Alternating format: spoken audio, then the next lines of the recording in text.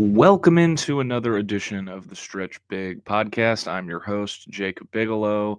I told the people there'd be two preview pods this week. This is preview pod number 2, dropping on the morning of the game. It's Friday, November 22nd. It is entirely too early in the season for Nebraska Creighton, but here we are, a basketball doubleheader to kick off a interesting weekend in Nebraska athletics with the Nebraska men's and women's basketball teams both in Omaha today to take on Creighton, starting with the women's game at 4 o'clock at DJ Sokol Arena, followed by the men's game at 7 down a couple of blocks further downtown at the CHI Health Center. Both games will be I think will be pretty entertaining. I think, even given recent developments with the women's game. Obviously, earlier this week, the Nebraska women lose Natalie Potts for the season due to a torn ACL that she suffered against North Alabama earlier in the week. So, talked about both games, as I did with Jacob Padilla earlier in the week. Talked about both games today with Jon Walker from the Omaha World-Herald. Chatted with him for about 45 minutes. Jon is a great dude. He's in his second season as the Creighton beat writer for the World-Herald. Talked about both the women's game and the men's game. But before that, I'm going to share some thoughts on the matchup, the state of the rivalry. I did have a front row seat to it for a couple years. Kind of wild that was 6 years ago now, but I think the rivalry aspect of this game is definitely it's in an interesting spot. And in general, I mean, it'll always be about the fans first. It can be plenty of debate about how the teams look at it, how they perceive it, and all sorts of things. So we'll get to that, but first, a word from our sponsor. This season, the Stretch Big podcast is proudly presented by Bird Darts, and homegrown original Nebraska golf company, and the original premium pack of golf tees. If you're watching on YouTube, I've got one of them in my hand. Bird Darts was founded and started as the brainchild of one of the smartest people I know, one of my former coworkers on the basketball staff at Nebraska, Brett Sapp. And these are flying online. Bird Darts, they got the premium tees. You can get them in packs, or you can get them even in cartons. They've got the apparel. I've got the hat on right now, and it's really sleek, really well designed stuff. That's the first thing you notice is the packaging, really sleek and unique. And they even do custom packs. If you've got a company golf outing coming up, a scramble fundraiser you want to hand out some custom packs for, or even just a family outing you want to have as a keepsake for everyone on the course that day, it'll help amplify your event, amplify your brand, promo, retail. The possibilities are endless. Each of these packs, they have 18 bamboo tees, and they're where you need your tees to be on the course, in your pocket, in your hand, in the pack, not spread throughout your bag, not making a mess. You're not digging through random pockets in your golf bag looking for tees. They're right there with you. And if you're playing with strangers, they're sure to break the ice. A little icebreaker. You pull this out of your pocket, someone's going to ask where you got it. That's for sure. With any group, whether it's your family members, friends, or just strangers, because there was an extra spot and you decided to be the fourth with some randoms for a round of golf. Fall golf is one of my favorite guilty pleasures. I know it's getting cold outside, but I enjoy the fall golf. So get yourself some tees for the fall, or stock up for the spring. It's time to expect more from your golf tees. Join the flock today. Birddarts.com. Swing away. So Nebraska and Creighton, my thoughts on the rivalry, it kind of goes into all sports, not just the basketball edition, but I think this is the earliest in the season that this game has taken place. I think that was a stat that I saw. It's like I've been saying all week that it feels too early, but that just could be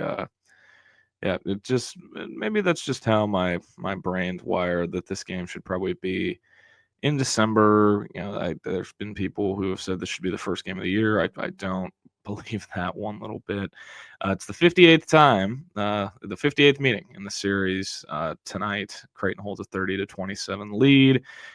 Nebraska's 2-4 in the last 6, and then Creighton, of course, had won 7 straight from 2011 to 2017.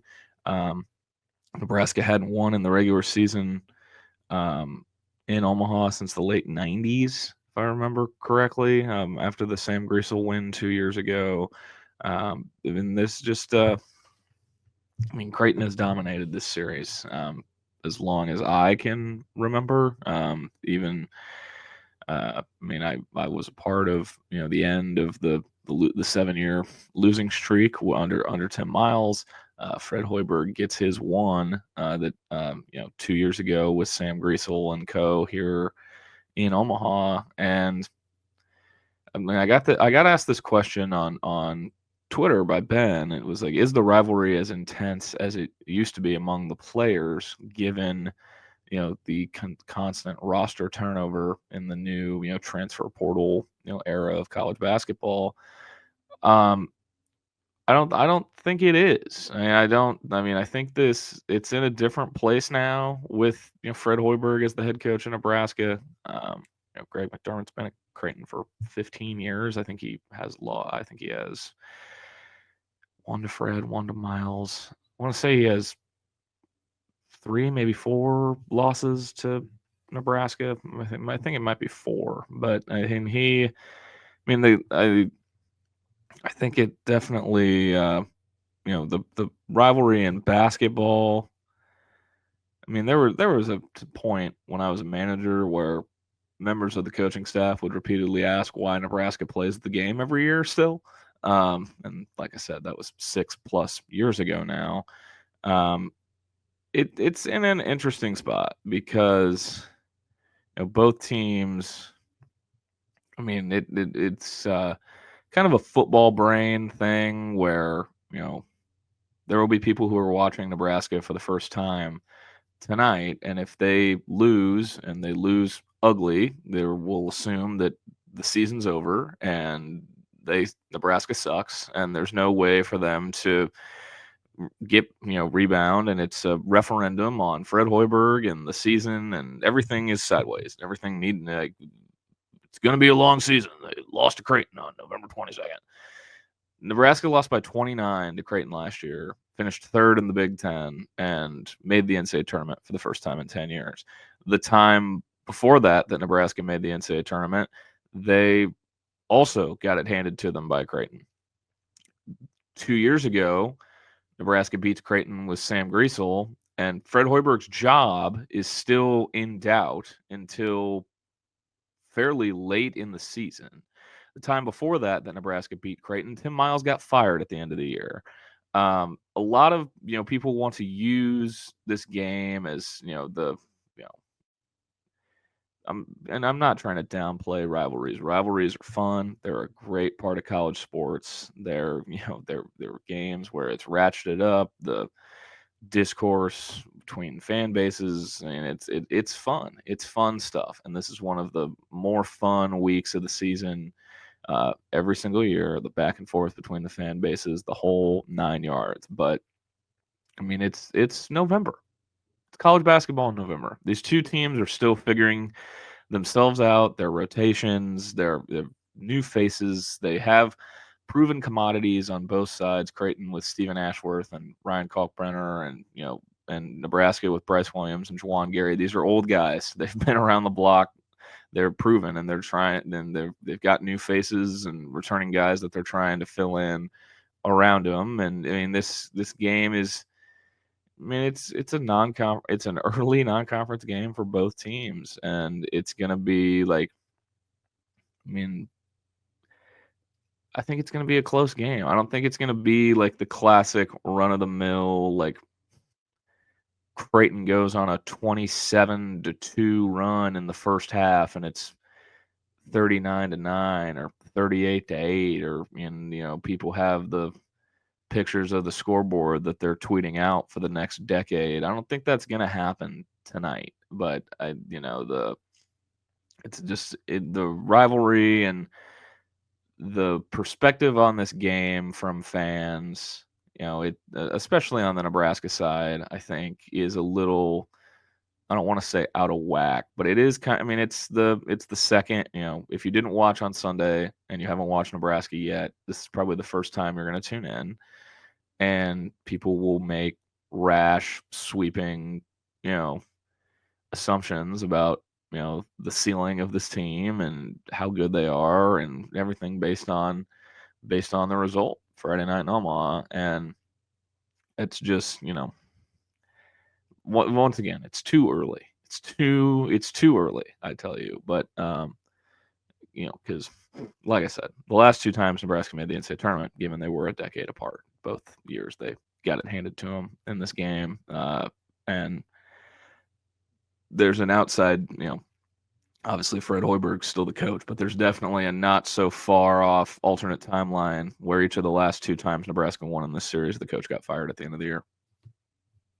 Didn't happen 2 years ago, but it's there's a not so far off alternate timeline where that is the reality, and it'll be I'm interested to see what the atmosphere is like. Creighton's calling for a blue out. I think they're gonna have blue towels based on pictures I saw from Nebraska's walkthrough last night. It's a Friday night. There's no, and yeah, it's a Friday night. It's not like a Saturday or a Sunday like it had kind of been these last couple of years.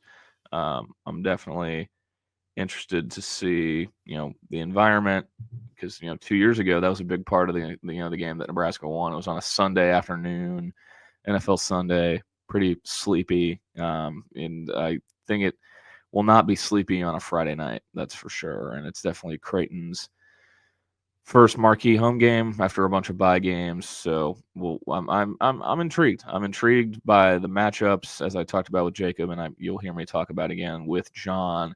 I think it's a fascinating matchup. I think there's a world where Nebraska can keep this game close. There's a world where it's the game that I think this could resemble is the 2017 game in Omaha, where Nebraska kept it close with Palmer and Copeland and Roby and those guys. I mean, I was on the bench. I was on the bench for that game, and then Creighton just hits a little spurt just before the under 4 pulls away, ends up winning by 10. That's kind of Creighton could win this game by double digits with relative ease. They're 10.5-point favorites, but I think that it could be close throughout, and Creighton still finds a way to cover at the end. So those are some of my general thoughts on this game, on the rivalry. And it's a fun week every year, regardless of how unhinged some of the online discourse can get. We heard Fred Hoiberg kind of call out J-Skers earlier this week, which I felt was a little out of character for him. And people try to tell me, oh, it's not negative. It's, he's just making talking about it. I'm just like, Fred Hoiberg, that's just still out of character for Fred Hoiberg to say anything that may be, aggregated and, taken out of context. Or, I mean, he's not a guy who's going to give you like social media clips, and to see that clip come out of his availability the other day was a little eye-opening.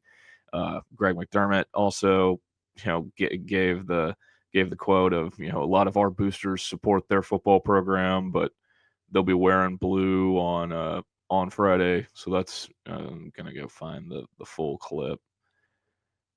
Yeah, a lot of our booster base supports the Nebraska football program, and that's awesome. But they'll be in blue on Friday. I think that the fact we're both at the Power 5 or 6 level, whatever one of you call it now, has made it even better. When I first got here, we were in the Valley, and they were in the Big 12.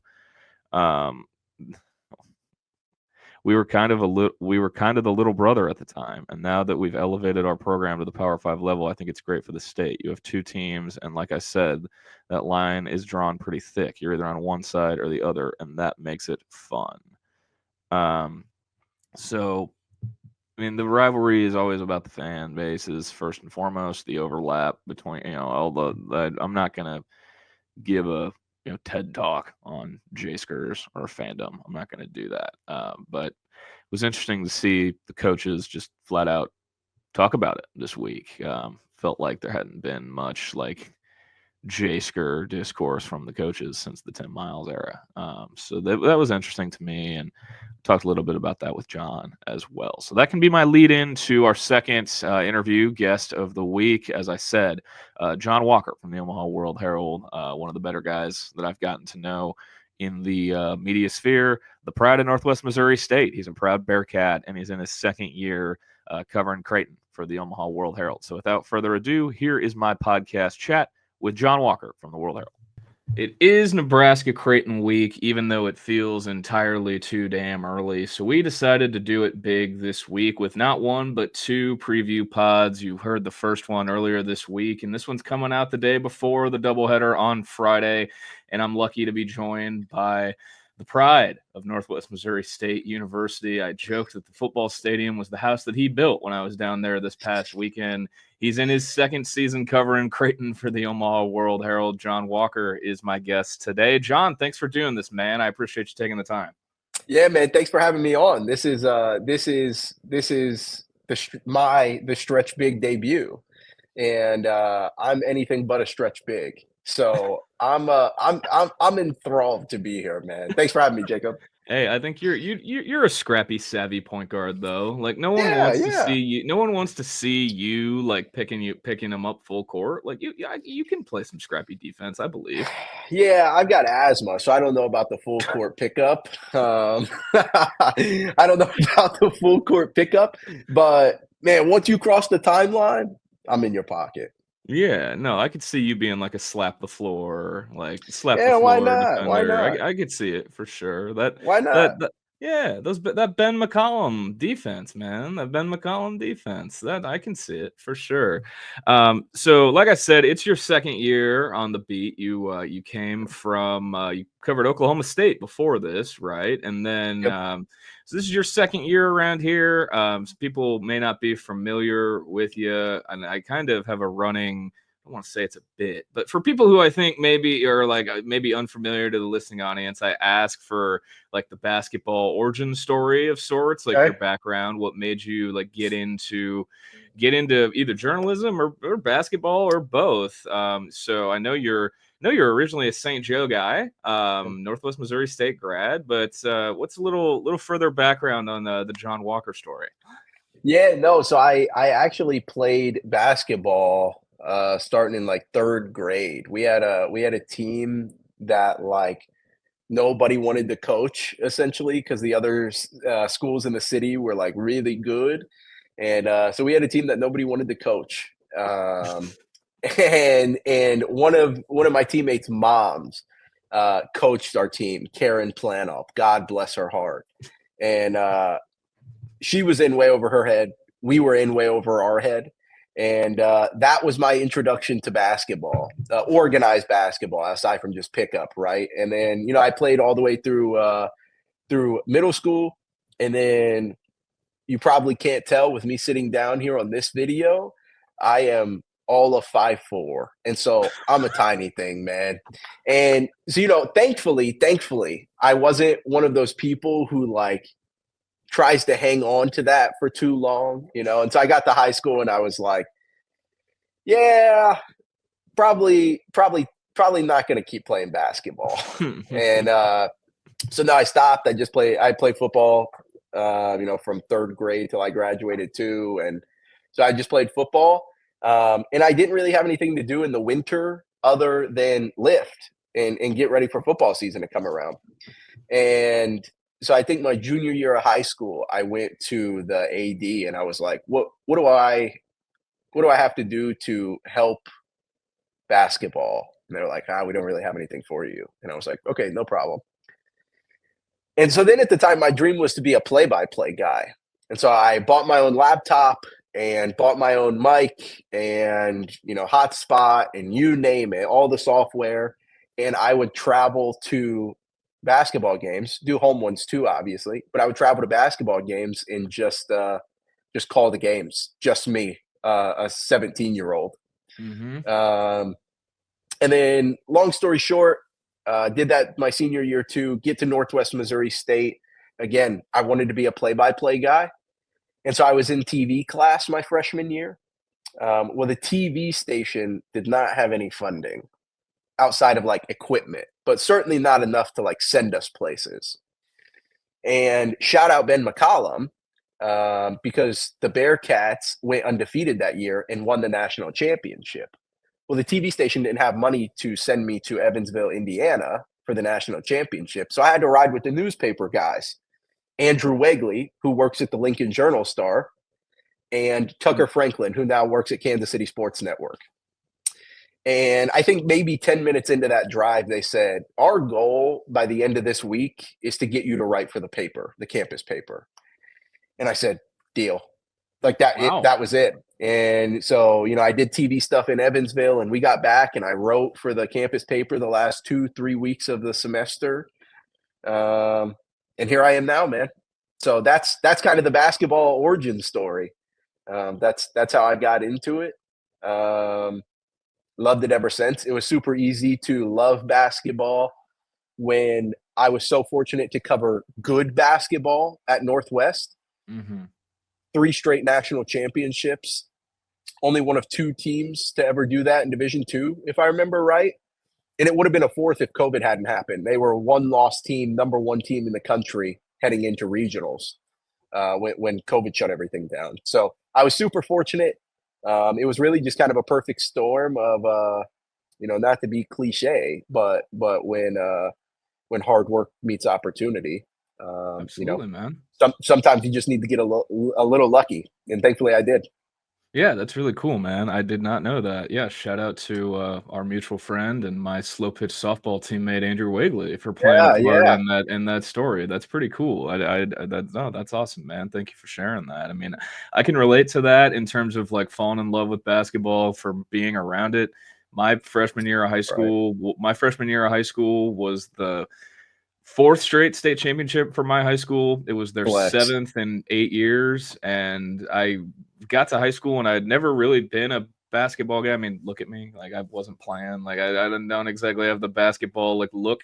I was a baseball nerd, like I was a baseball kid, and then I went to a high school with a really good basketball program, and that's where I caught the bug and did what I did in high school, did what I did in college, and now here I am doing this. It's you never know when it's going to catch you or how it's going to hit you. But no, thank you. I appreciate you sharing that, man. Of course. So the big, it's still this is only your 2nd year here, but this game being this early feels odd. It feels weird to me. It feels like it's too early.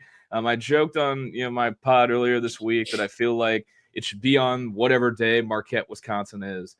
Just because of the whole Big Ten, Big East, private, public, red versus blue thing. I'm like, just put them all on the same day. Put them all on the same day. It's going to be a triple header on FS1 or Big Ten Network. But so far, from the Creighton perspective, I mean, this is definitely their toughest game yet. It's definitely their biggest opponent they've faced yet. We're gonna just because you had availability today. We're gonna touch on both the men's game and the women's game, so we might bounce around, go back and forth a little bit because they're both pretty big games on Friday. Yeah. What was the vibe today from the Creighton availability? With this game being 2 days out, I think Fred Hoiberg felt a little on edge when hearing from him today. What were the vibes from Mac and co? I want to throw this out there really quick since you mentioned that it feels weird that this game is being played so early, and that's because it is abnormal. They played on November 16th in 2021. Mm-hmm. Other than that, mind you, these teams have played since 1923. Other than that meeting a few years ago, this is the earliest that Creighton, Nebraska will ever be played. So it's the 2nd earliest ever in a century, really. So really, really, really early. But I think it'd be fair to say that Creighton was kind of on edge as well. Greg McDermott kind of set the tone for that after Saturday's win over Kansas City. I can't remember who asked him, but he was asked about, your non-con schedule gets a lot tougher from here, and it starts next Friday with Nebraska. And, what do you think? And he kind of set the tone, 5 days in advance when he was like, I don't know if everyone on our roster understands how ready we have to be for Nebraska. Creighton opened with 4 straight mid-major opponents. They were most nights except UTRGV, which is damn good, it turns out. Mm-hmm. They just were an utter mismatch for insert mid-major that they were playing. And that's not going to be the case Friday, right? Like the constant theme has been Ryan Kalkbrenner is obviously one of the best bigs in the country, if not the best big. It's like him and Hunter Dickinson, right? Like And so when you have that type of 7-footer who's a 3-time Big East Defensive Player of the Year and refined his offensive game this offseason and had 3 inches on the tallest person on any of those 4 teams, that's a really good recipe for success. Now, I'm not saying Braxton Mia is going to cancel out Ryan Kalkbrenner Friday, but this, body for body, physically, will be Ryan Kalkbrenner's toughest matchup of the season so far. Mm-hmm. Kalk is 7'1", 270. Braxton Mia is 7'1", 265. So that was kind of the thing for Creighton over the first few games. It won't be that way on Friday, I'm assuming. They're going to have to work for their shots a lot more, and I'm sure we'll dive into the game specifics, as we go along. But that was kind of the tone that Greg McDermott set on Saturday. That's how Creighton acted, a point they reiterated on Wednesday at Wednesday's availability. And yeah, one thing that they do know is that they're in for a defensive dogfight. Yeah, and that's kind of what I think is like the blueprint for Nebraska to really have a puncher's chance. I know you weren't here 2 years ago for the last time Nebraska won, also last time they played in Omaha, but I feel like that's kind of the blueprint for Nebraska to have a puncher's chance. And we'll, like you said, we'll dive into that a little bit later. But yeah, I knew both teams had the availabilities today, so I just wanted to get the vibe check from the guys downtown. But the day gets started on Friday at 4:00 at DJ Sokol with the Creighton women and the Nebraska women, who will come in ranked number 21. The matchup now is going to look a little different after the Nebraska women's basketball news. Natalie Potts out for the rest of the season with a torn ACL that she suffered against North Alabama on Tuesday night, and by all accounts, it was a pretty rough scene at PBA. Just with a lot of emotion, during and after from Nebraska. And obviously, looking at the women's matchup on paper, the size advantage, with Potts and Markowski compared to Creighton's group was definitely the most distinct advantage. And now without Potts, Nebraska's lineup definitely changes a little bit. But you're the Creighton guy. We're here to talk about the Creighton perspective. They bring a lot back. They bring a lot back with this team, obviously, with Molly and Lauren Jensen, who's been on a tear. And Jensen, Molly Mogensen, but they did lose Emma Ronsick, who's out at Colorado State, and they didn't exactly replace her. But one thing is that Jim Flannery's not going to pull any punches scheduling a non-con, as seen by the fact that they went on the road to Brookings. They went on the road to Manhattan to play the number 10 team in the country. I think they still have UCLA in their non-con too. Yep. On top of this annual, the annual game with Nebraska. What have you seen so far from the Creighton women? And, what do you think is the key for them on Friday? First, you hate to see that for Natalie Potts. Mm-hmm. I mean, that's you don't want to see that for any player. No, it's especially gut-wrenching. Especially for somebody who has dedicated so much to the game and is so invested and cares so much about basketball. Mm-hmm. Tough scene for Nebraska, for Natalie Potts. But no, you kind of hit that exactly on the head. That was kind of, I don't want to say my fear, because it's not like I'm personally impacted by how these games play out Friday. But, Creighton's fear was that they were going to get out-muscled in the post.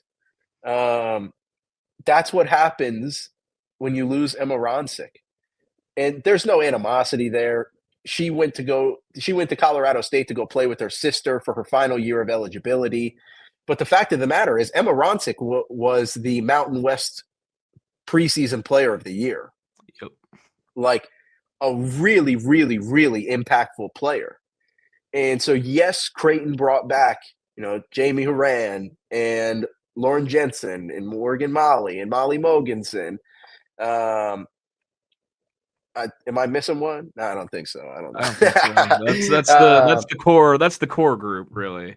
And, they have Keani Lockett back. She's had more of an impact this year. Dealt with some injuries a year ago. She's back in the swing of things. So they return a lot, but exactly right.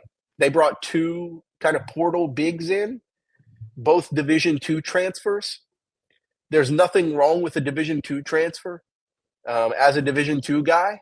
Mm-hmm. But the fact of the matter is, neither one of them has had the defensive presence, or even half of it really, that Emma Ronsick had all of last year in the 3 years before then. So it's tough. It's tough. I don't want to sound like smug saying this, but Creighton kind of caught a break with Natalie Potts. Because I think Natalie Potts was in for a monster game Friday. I really do. She had been playing so well to start the year, reigning Big Ten freshman of the year. And she had shown she'd been hitting threes to start the year too. And obviously Nebraska just went up to the Pentagon and they made 20 plus threes, and setting program records against USD.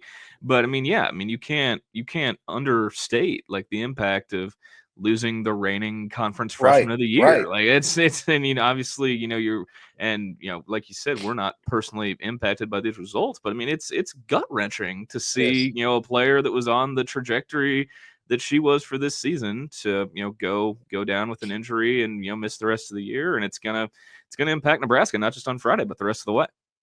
No, it absolutely is. And so, the thing, I don't know if I just rambled. I don't know if I ever answered your question. The thing for Creighton over these first few games has been, going back to that, the defensive presence. They have competed on the perimeter. That's really easy to do when you have Keani Lockett kind of anchoring a defense, Lauren Jensen, who's a star.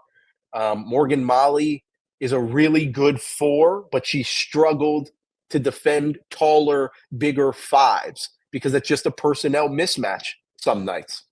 Mm-hmm. And so, no, that's really kind of the biggest thing. Creighton's going to score. I don't really have any doubt about that. There are some nights where they'll go cold in long stretches, like they did in Manhattan against K-State. A really good team, by the way. Mm-hmm.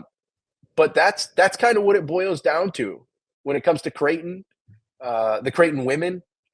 Friday, the rest of the season, is can you develop some type of paint presence defensively? We'll find out if they take advantage of that kind of mismatch. I guess it's still not really a mismatch with Alexis Markowski. Mm-hmm. Yeah. But, we'll see if Creighton can take advantage of only having to play one big instead of 2 really on Friday night in Omaha. Yeah, and I'm interested. I think that game still can be really entertaining. There's a version of that game where it turns into Lauren Jensen and Britt Pence trading heaters, and I think people would enjoy if those two are just going back and forth with one another. Britt Pence is not your typical true freshman, obviously. She's been really impressive to start her true freshman campaign, and then Lauren Jensen she's been on another level, and she was at the end of last year, but she remains incredibly fun to watch. And that game I think will still be plenty entertaining, and as is the story with both the men's and women's series. It's been a pretty predominantly one-sided rivalry for quite some time. I think Amy Williams only has 1 win over Creighton, if I remember correctly, and I think that's 2016. And I think that's the last time Nebraska the Nebraska women won, if I remember right. I was looking at it earlier this week, but I think she only has 1.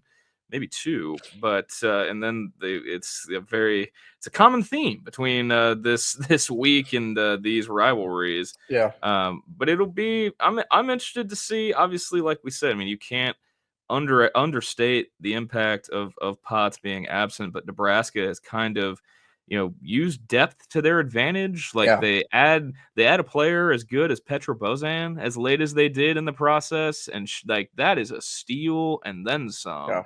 And it'll be, that's just one example. Callan Hake steps up, against North Alabama, obviously an inferior opponent, but it was her, best game of the season.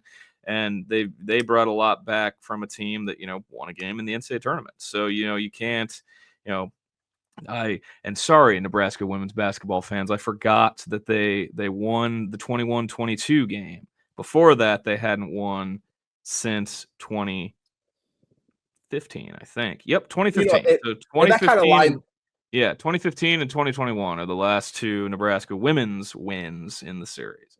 That kind of lines up with, I don't know if this is second year on the beat. I'm so sorry if I'm wrong. If I'm wrong here, No, apologize to say any Creighton fans. no. But Amy Williams has had some damn good teams in Lincoln. I don't want to get that twisted. But that stretch right there, her only having 2 wins against Creighton is solely because that was kind of the gold. Those 8 years, if you will, were kind of the golden era of Jays women's basketball. You went from an era that was led by Jalen Agnew to then led by these, 5 freshmen who came in together. Obviously, we're talking about the people who are back, the super seniors who are back now, and Emma Ronsick. This was really kind of I don't know, yet to be seen, obviously, this year. But the golden era of Creighton women's basketball. And so that's interesting. I would have never guessed that Amy and the Huskers only had 2 wins in her 9 years or 8 years, first 8 years. Amy got hired in 2016, and those are the two wins over Creighton. And that kind of goes into a big picture thing that I talked about in the intro for you, which is my thoughts on the state of the rivalry and where it's at as someone who had a front row seat to it for a couple years in my previous life. But I mean, it's been combined with not just a golden era for Creighton, but I mean, Jim Flannery is a stone cold killer, and he's had players on his team that take after him and are stone cold killers. And he's got the Gesserts coming in next year who are going to be a ton of fun. But I mean, it's just been a little bit. I mean, Jim Flannery is a hell of a basketball coach. Everything I've heard from him, every interaction I've had, he's one of the good ones, man. And it is kind of wild to, like you said, look back on Amy Williams' tenure, and there are only 2 wins over Creighton. But I mean, it's been the whole. I mean, there's a lot that's gone into it for sure. I mean, they'll definitely come in on Friday. I mean, they're the ranked team. They're probably I don't think I'm going to look up a Vegas line for a women's basketball game, but I would assume they're going to be the favorites. So that's part 1 of the doubleheader on Friday. Are you doing the double, or are you just going to the game? I'm not. I might pop by the first half of the women's game, but no, I'm going to get to CHI pretty early. Get ready to kind of anchor down for what's probably going to be an exciting, fun, long night. For basketball reasons, of course. Yes. And it'll be good. I'll probably stop by Sokol for the first half of the women's game, and then to avoid that traffic, the mile-long traffic, I'll probably skip out at halftime and head to the Chai.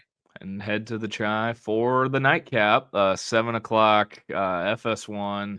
Bringing out the big guns, Kevin Kugler, Nick Baugh on the call, and plenty of other media in the building as well, including me and John, for what, like I said at the top, this is entirely too damn early for this game. But looking at it on paper, it's actually kind of a fascinating matchup. And I know looking at Creighton's ranked number 14. Nebraska just lost. They haven't been able to shoot the ball well. There are people who are going to look at it and say, "Oh, it's another, Creighton ass whooping waiting to happen."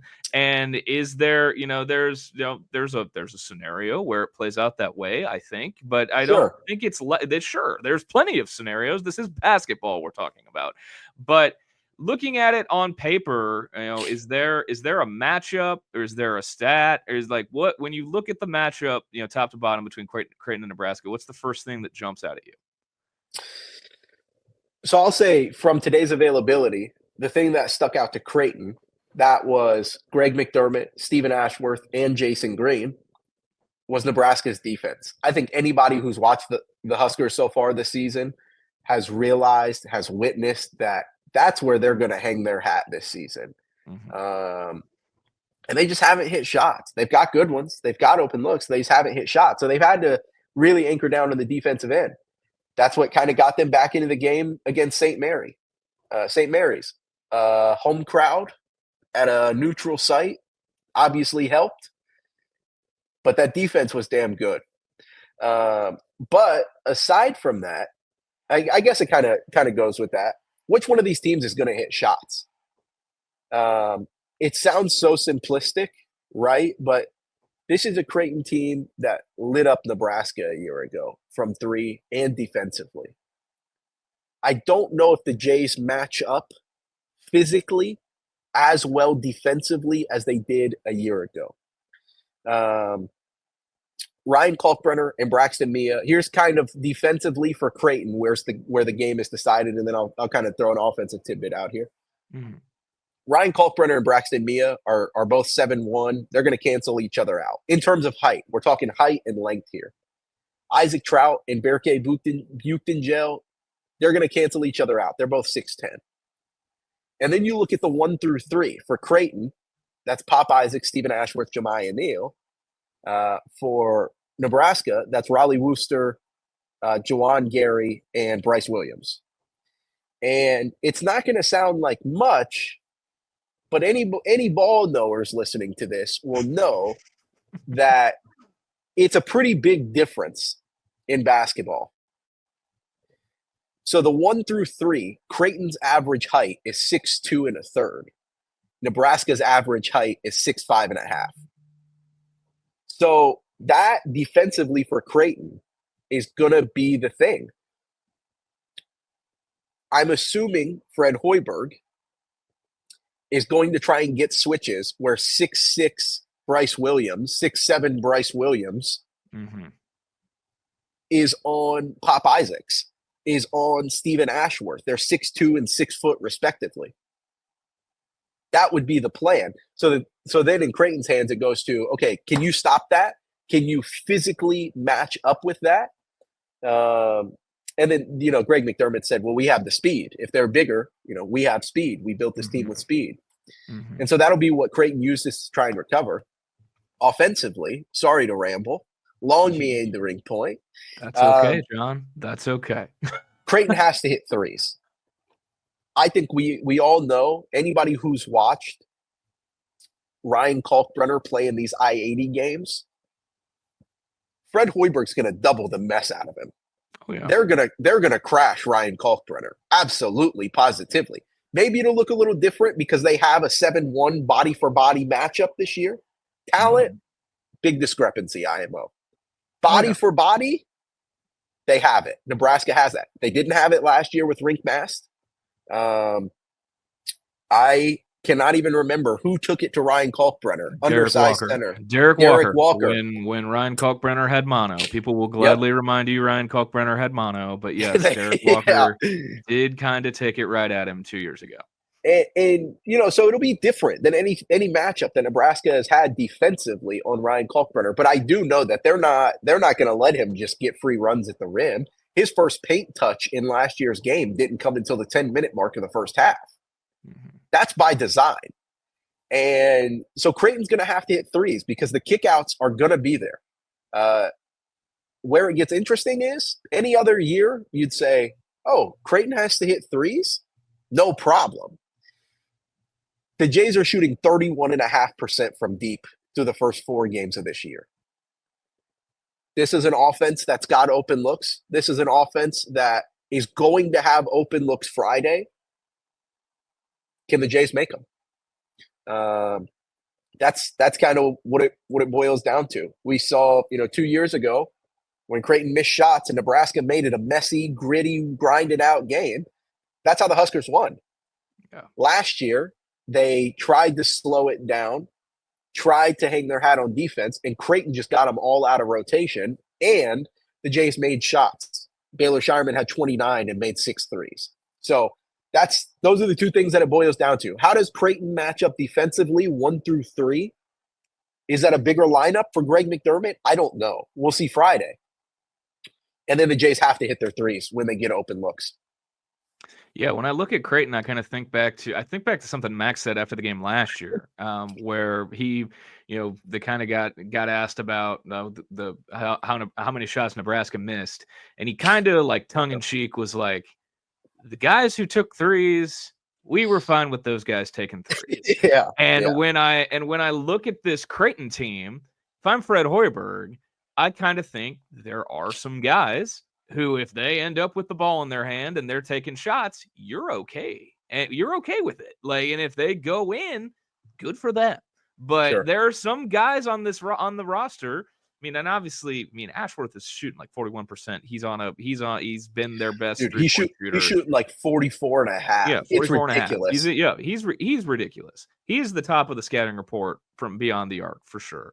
Trout, find something you love as much as Isaac Trout loves a three from the right corner. I feel like every three I've seen him make this year has been in that right corner every single time. That's good. But then when it's like Ashworth, Trout, and Mason Miller, who missed, I think he missed the last 2 games or just the last. Missed the last 2 games. Yeah, missed the last 2 games. I think there's a good chance we probably see him Friday, right? I think he'll probably be ready to go. I'd say so. I'd say he's likely, not probable. Likely, not probable. If that makes sense. Like I'd say a 55, 58% chance, not all the way 70 or 75, or likely, not probable. Yeah, and I think the 4 guys from 3 are Ashworth, Trout, Miller if he plays, and now Jackson McAndrew. I think those are your 4. Those are your 4 guys from 3 who you obviously the rotations are going to have to be, because Nebraska's going to stick to their guns, the double the post, block off the baseline, scramble out to shooters. They're going to stick with what they know. I'm not expecting some kind of curveball for this game on Friday, but between those 4, but then you've got guys like Neal, like Pop, who he had the game he had in that Purdue exhibition game. Yeah. But if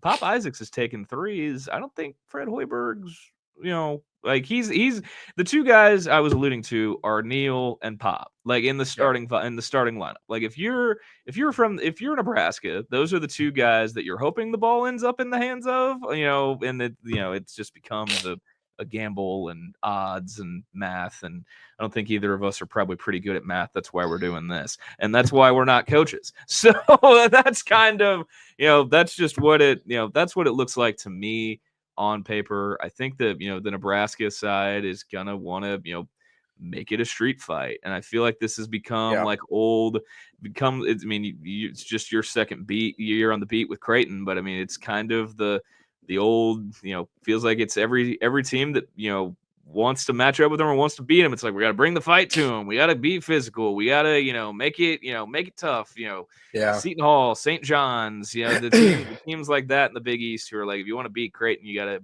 take the fight to them or whatever. Yeah. I'm not saying Nebraska's as good as St. John's or Seton Hall, but it feels like it's the blueprint. Whenever you're talking about, how to beat Creighton, it involves physicality, it involves size. And another thing is, Fred in these games since he's been the coach has not, they have not looked to crash the offensive glass because they don't want to get burned in transition, which, comes with the territory of, preparing to play Creighton.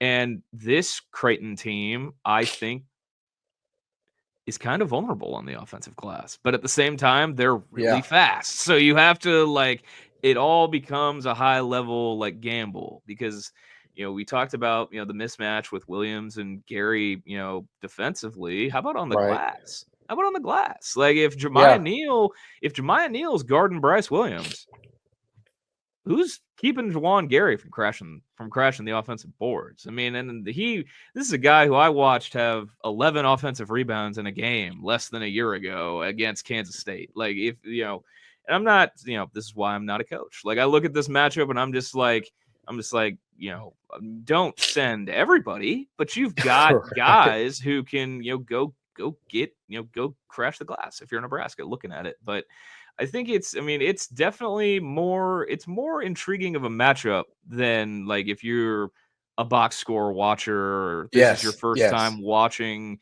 either team. You look at the stats, you look at the numbers, you're like, and even Ken Palm says Creighton by 11, and Torvik says Creighton by 9. I think Evan Miyakawa says Creighton by 9, and that's kind of I think that's kind of where it ends up, single digits. I think it's gonna be tight, and I know the Groundhog Day of this series is the big run, and it's a 20-point game, and it's over by the second half under 12.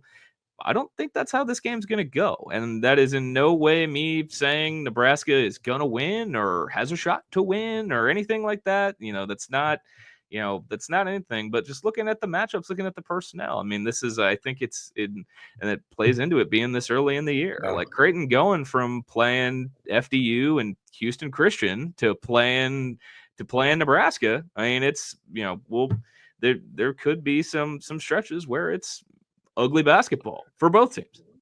Yeah, I asked Greg McDermott about that today because I was like, okay, this matchup is a lot different than it looked a year ago. Look at the Creighton side. No Trey Alexander, no Baylor Shireman. They brought in 6 newcomers, 5 if you don't want to include Fedor, because who knows what's going on there, right?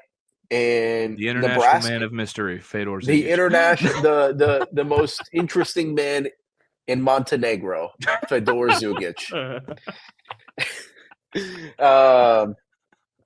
So it's a lot different. Nebraska brought in 9 newcomers. Only like 6 of them are going to play. I think a few others will probably redshirt, but still, that these rosters are so different than they were a year ago. And so I asked Greg McDermott about that, and he was like, I'm sure Fred is still trying to figure out his rotation as much as I'm trying to figure out our rotation. Mm-hmm. And so, yeah, that's, to touch on the point that it's earlier in the season, that's going to be an added mystery, an added wrinkle to Friday is we won't know what to expect from these teams, partially because they don't know what to expect from themselves at this point in the season. And I know Nebraska's played St. Mary's, but Creighton hasn't played anybody. UTRGV again, but Creighton was just man. Shout out to the Vaqueros. Oh, for sure. We're all just so bad defensively that night, and Greg McDermott was the first person to say it. But they've kind of banded together, connected defensively as much as you can in the 3 games after. I'm not saying it's a night and day difference, but it's damn sure a difference. Yeah, you can see that they're improving like throughout every game you've watched. You can see like the baby steps that they're making. Yeah. That's what these bye games are for, is to gel and to click and make these baby steps and get used to one another in a perfect world. Yep. And it just so happens that the team I cover has a little lighter of a non-con slate, and they're not going to Vegas next week to play Texas A&M and San Diego State, and they're not going on the road to Tuscaloosa to play Alabama, and Creighton is. Yeah. And so that's kind of this is, I understand traditionally, no Creighton fan, nobody at Creighton is probably looking at the schedule and going, Nebraska's this week. You know what I mean? Because they've been so good historically, especially over the last 20, 30 years. Mm-hmm. But this is a rivalry game at the end of the day. Oh, yeah. Throw all of that out the window.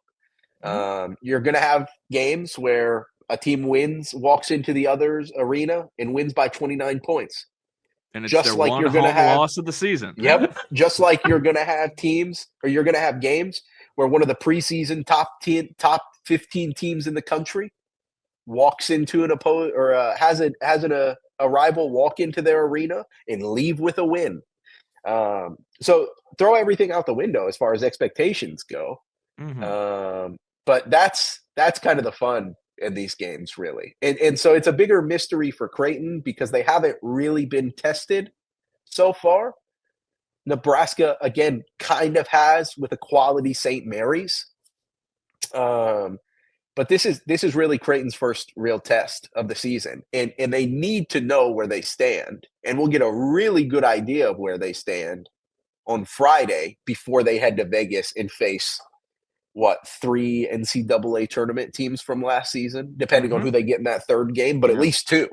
Yeah. So it'll be tough. Important one for Creighton. Maybe, like I said, Greg McDermott set the tone on Saturday. I don't know if people know how ready we need to be for Nebraska.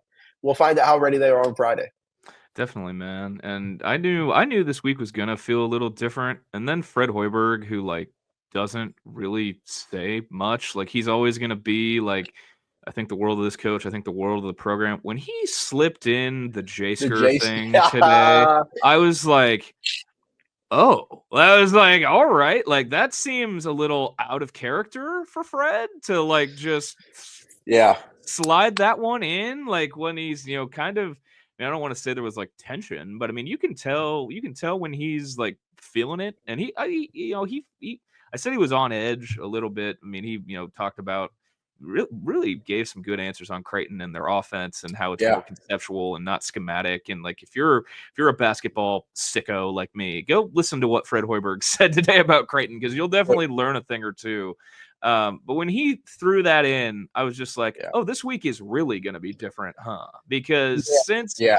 since Fred got here, it's been very like, I think the world of Mac, I think the world of their program. Like, he hasn't said this out loud, but like he coached his son in the Right. NBA. Right. Like it's different. Like it's definitely a different. Like he coached his son in the NBA. He took over at Iowa State for Mac. Yep. And like Yep. this year he's gonna coach against the guy he took over for and the guy who took over after him when they Yeah. play Murray State in Hawaii, and he gets to face Steve Prohm. So it's definitely a different dynamic than years past in the rivalry. And I think it's gonna be a different game, really. Like I don't think there's been a game like it's gonna feel like 2 years ago. It's gonna feel like 2017, which was before your time. But Yeah. 2017, when I was a Nebraska manager, it was kind of ugly too. It was like back and forth, and I believe it. Nebraska led for like most of the second half, and then Marcus Foster and Creighton go on a run at the end, like just before the under 4, and they win by 10, and that's it. Like it just like Nebraska felt like they had it, and in the blink of an eye, snap, it's done. Like it's just Yeah. I could easily see a similar feel to either of those games on Friday night. But John, thank you for doing this, man. I appreciate you taking the time. Never apologize for rambling. It's a podcast. It's not a column. You don't have a word count. You don't have a No word deadline. count. It's a podcast. You can talk as much as you want. But a great debut for you, my friend. Hopefully we can talk some more down the line. And We thanks will. again for doing this. Tell the people where they can find your work for the World-Herald. Yeah, haven't made it over to Blue Sky. Sorry, but if you're still on X, if you're still on Twitter, you can find all my stuff at by Jon Walker. No H. I'm not cool enough to have one. And you can find all of our stuff at omaha.com. Yep. Go support local journalism. They got a good crew at the World-Herald. You have heard it. You can go check out the Half Court Press podcast with friend of the program, Yeah. Wilson Moore, as well. Wilson Moore, baby. Look My at God. look at these newspaper guys. These newspaper people are taking over my podcast. I kid because I care. But thanks again, John. I'll see you Friday night, man. Thanks, Jacob. Big thanks again to Jon Walker for taking the time. He was still in the newsroom late when we recorded that pod. Big thanks to him for hopping on. John's a good dude, and I really liked chatting with him, even if he apologized for rambling all the time. It's almost like he forgot he was doing a pod with me, the king of rambling, someone who loves to yap far too much. So big thanks to John. Give him a follow on the socials. He's got good basketball insight. He's a good dude, and can't recommend him enough. And then when you're not listening to this pod, go listen to the Half Court Press with him and friend of the program, Wilson Moore. Two good dudes, man. Two good dudes. So, some final thoughts on the matchup. Nebraska Creighton tonight. The women's game too. I'll talk about the women's game. I want to see like Lauren Jensen and Britt Prince trading heaters, or I want to see that game be entertaining this afternoon at Sokol, which I think it will be. I think Nebraska should win, but if Lauren Jensen or Morgan Molly get on a heater, I think that game could be close. But I think Nebraska's depth, helped them prevail in the women's game this afternoon. Amy Williams, when she met with the media yesterday, talked about, obviously it's devastating to lose Natalie Potts for the season, but they're still a very deep team. They have plenty of options. She definitely gave the more coach speaky answer when talking about the rivalry with Creighton, saying everyone tries to make this the biggest game of the season, but we're just looking to go 1-0. I think the Nebraska women get the job done this afternoon. Just their depth, they've got more ways to win, I think, than Creighton does. But I would not, mind to see Lauren Jensen and Britt Prince or somebody on Nebraska just trading heaters this afternoon at Sokol. The men's game, I think, there's been a lot of comparisons to the game 2 years ago in terms of like what the game plan is going to have to be for Nebraska to win. And I agree. I think it's going to have to be eerily similar in terms of physicality, the, cliche of, you got to bring the fight to them. You got to, Nebraska is going to have to Nebraska's going to have to be playing. They're going to have to play the best game they've played so far this season, obviously, because they're playing a top 15 team on the road. But they're gonna. I mean, they're just gonna have to be tough. They're gonna have to hang in there. I think the doubles on Kalkbrenner are gonna have to be. I mean, all the rotations are gonna have to be so well done. And so, I mean, we saw last year, the extra passes, the skip passes. That's how Creighton just decimated the scramble drill, defense in Lincoln, even though they still didn't shoot it that well. But it was, I mean, almost all of those Baylor Shireman threes last season were either wide open or somebody going under on a screen for Baylor Shireman. If someone's going, if Nebraska is going under on screens for guys like Stephen Ashworth or Isaac Trout or Mason Miller, then this can be a long night in Omaha tonight. Something tells. I mean, I think Nebraska is going to have more of. I think Nebraska is not going to have more of an edge, but I think they're going to come out with an edge after how Sunday went in Sioux Falls. Everything that went into that, I think they're going to come out not like with their hair on fire, but I think they're going to. I mean, I think they're going to have an FU like energy to them. It's just going to be a matter of can they sustain it, and are they? I mean, are they allowing threes from the guys who are dangerous threats from three? I mean, it's Creighton basketball. They've got guys, 1 through 5 who can get hot and get rolling from beyond the arc, and that would be the recipe for another bloodbath, loss for Nebraska, which would, be quite the, it would be a very Groundhog Day type feeling going into the weekend and the rest of the season, but it would immediately be kind of lost in the shuffle with football and volleyball discourse against Wisconsin that's coming up tomorrow. I do think Creighton wins, but I think they win by single digits. I think Nebraska covers. Give me like a 9 or 8 point Creighton win. So it'll be close to the spread, 10.5. I haven't looked at it since it opened, but I do think Creighton wins. Just they've got more.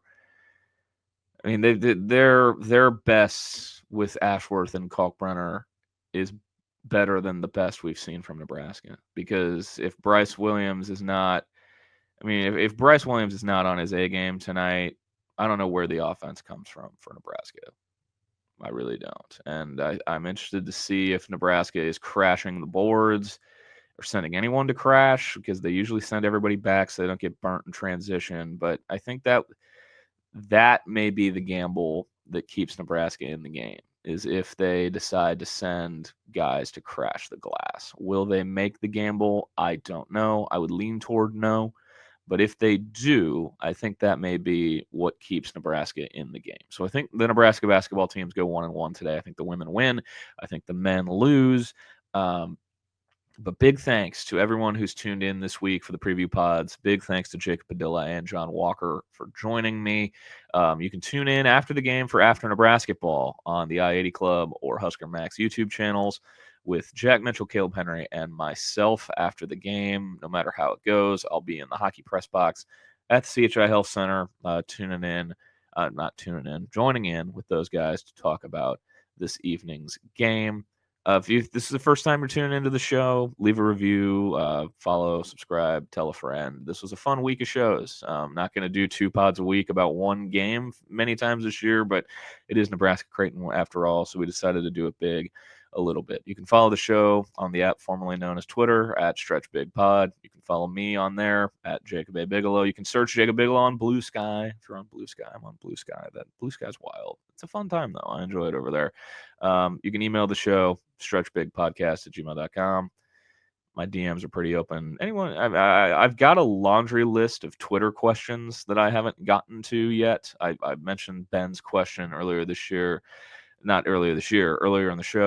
I think I'm gonna, I'm gonna get to those after this game, and do some big picture, because it's it's not a referendum on the season, but I can compare the big picture to where I think the big picture is after this Nebraska Creighton game goes final tonight. So thanks for tuning in.